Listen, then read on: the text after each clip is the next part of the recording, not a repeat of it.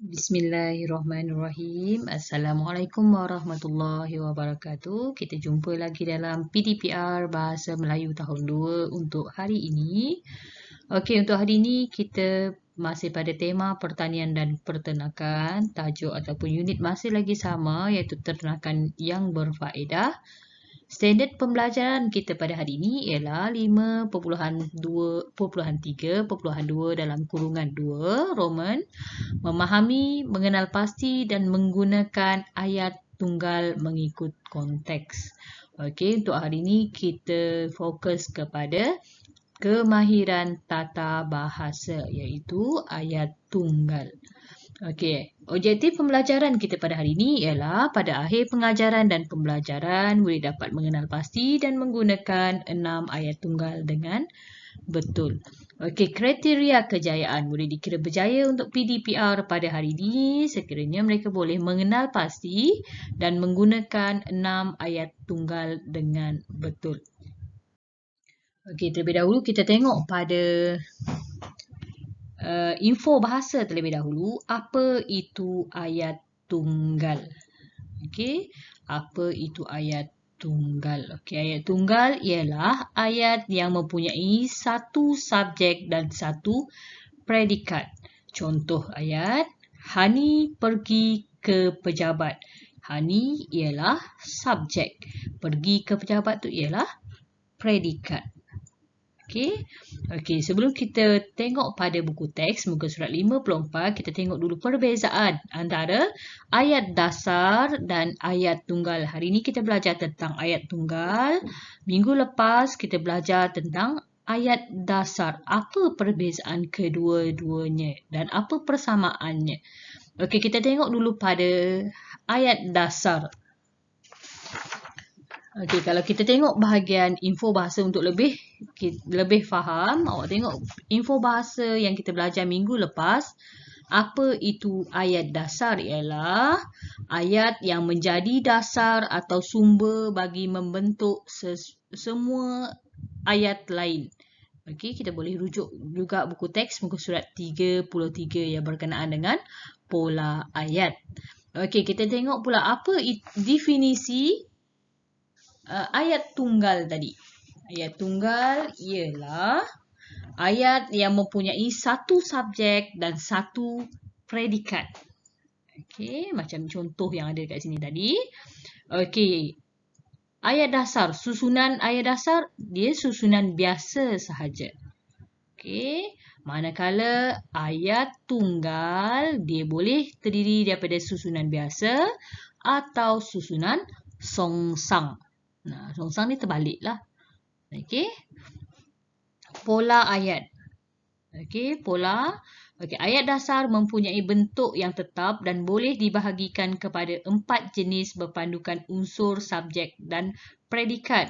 Yang kita pernah belajar tentang pola ayat pada muka surat 33 dalam buku teks.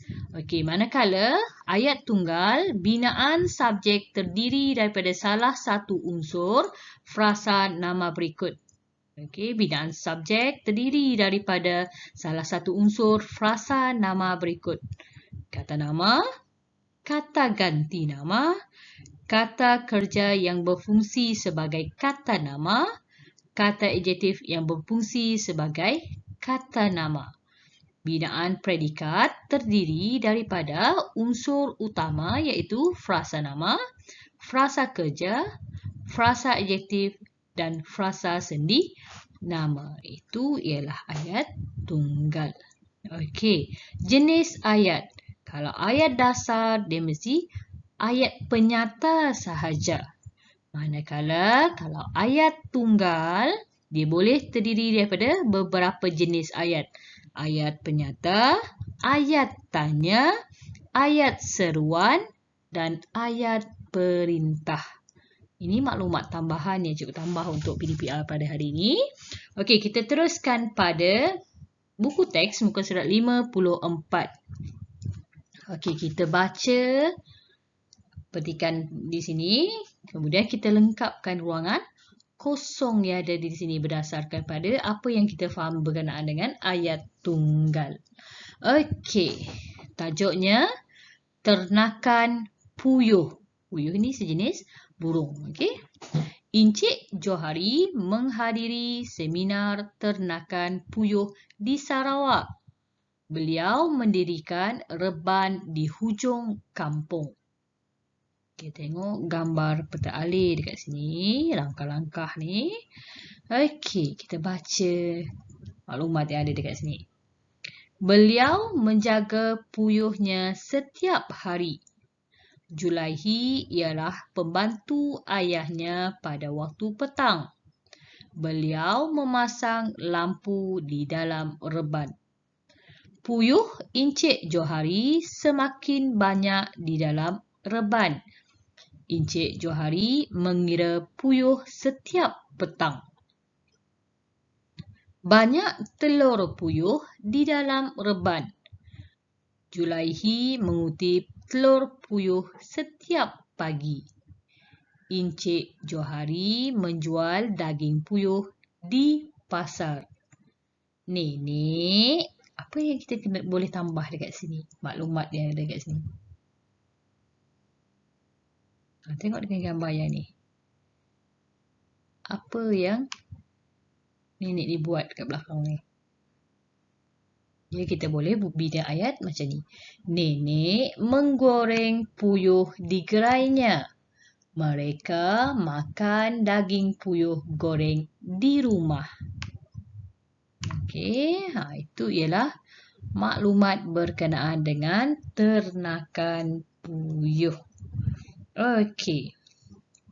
Kat sini ada beberapa ayat tunggal yang kita boleh kenal pasti di sini, dan ada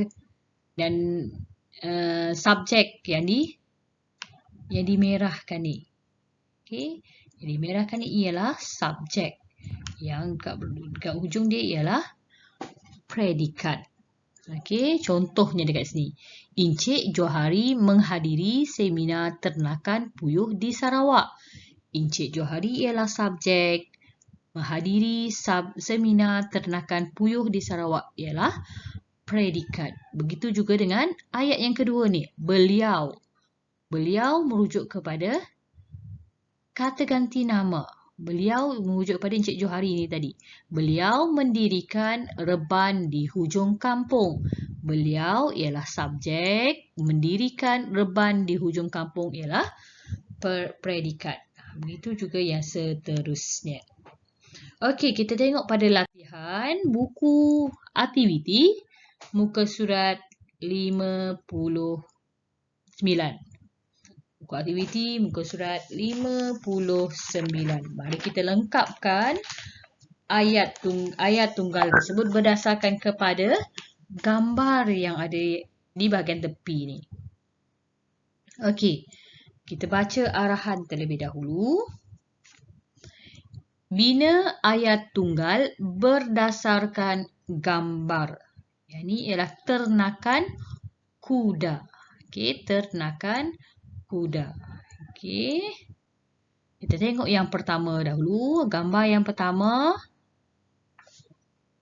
Dalam buku aktiviti awak nampak lebih jelas gambarnya. Dalam ni kurang jelas gambar tu.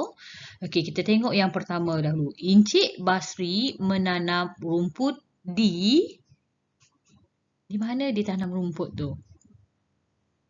Encik Basri, kita letak subjek ni ialah Encik Basri. Dekat belakang ni ialah predikat. Kita kena lengkapkan predikat ini sahaja. Encik Basri menanam rumput di kawasan lapang. Boleh tulis kat sini. Kawasan lapang. Encik Basri menanam rumput di kawasan lapang.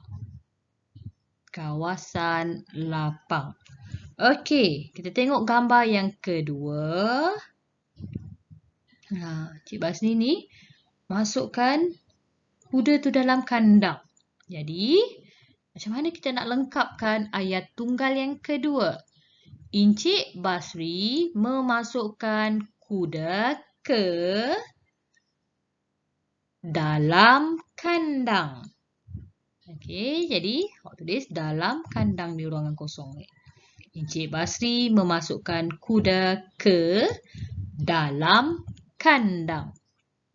Dalam kandang.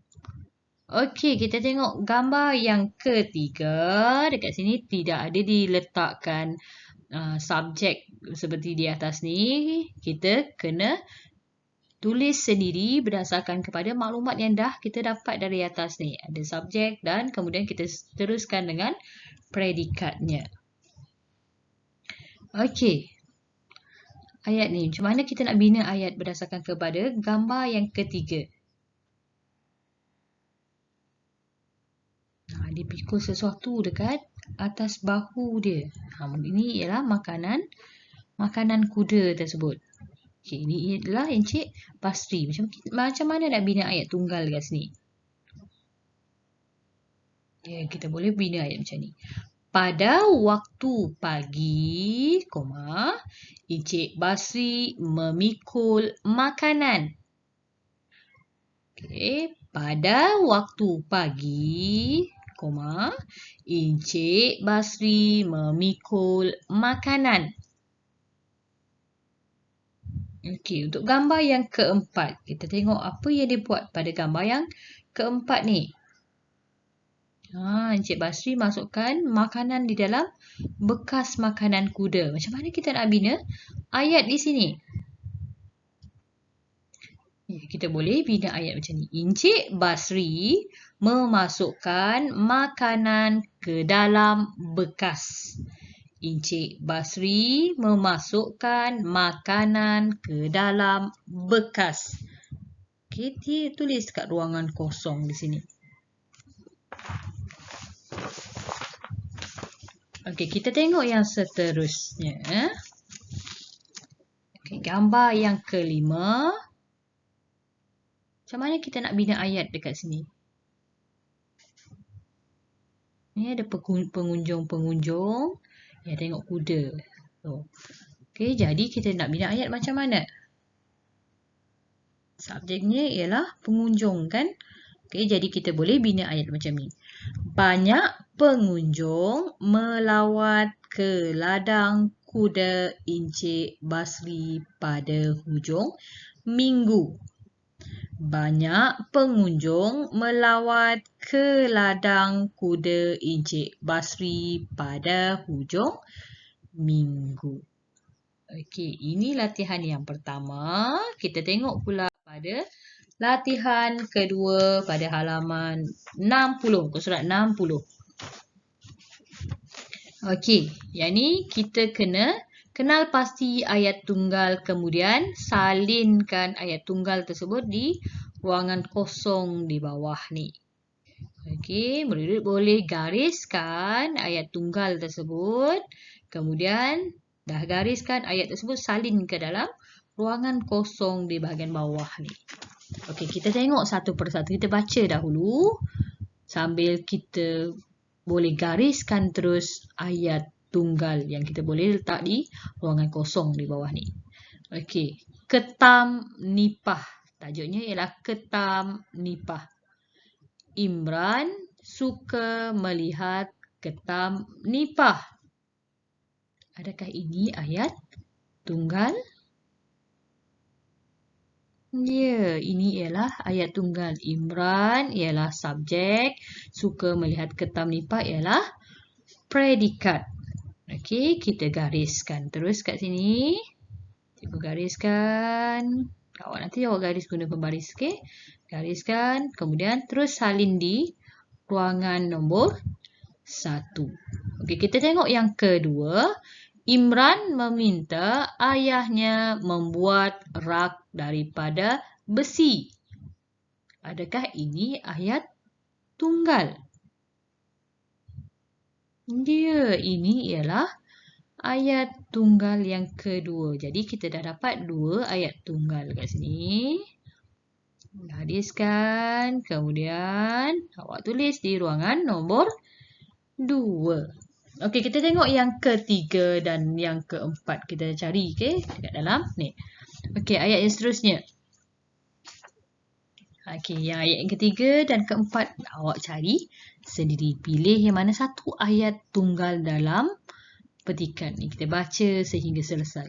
Dia dan ayahnya membeli sebuah akuarium fiber. Akuarium itu diletakkan di tempat beratap supaya tidak panas.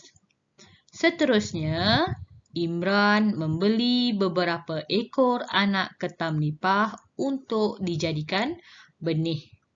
Kini, dia membela 40 ekor ketam nipah di dalam sebuah akuarium fiber. Setiap hari, Imran akan melihat ketam-ketamnya. Dia sangat tenang apabila melihat ketamnya bergerak. Oleh sebab ketamnya telah banyak, dia menjual sebahagian daripada ketam-ketam itu. Dia menjual ketam-ketam itu kepada jiran-jirannya. Okey, awak lengkapkan keempat-empat ayat tunggal dekat sini. Okey, dan hantar ke dua-dua muka surat latihan tadi 59 dan 60 hantar ke WhatsApp cikgu. Okey? Okey, insya-Allah itu saja untuk hari ini. Kita jumpa, insya-Allah kita akan jumpa lagi pada hari Rabu nanti. Okey, itu saja. Selamat belajar semua. Assalamualaikum.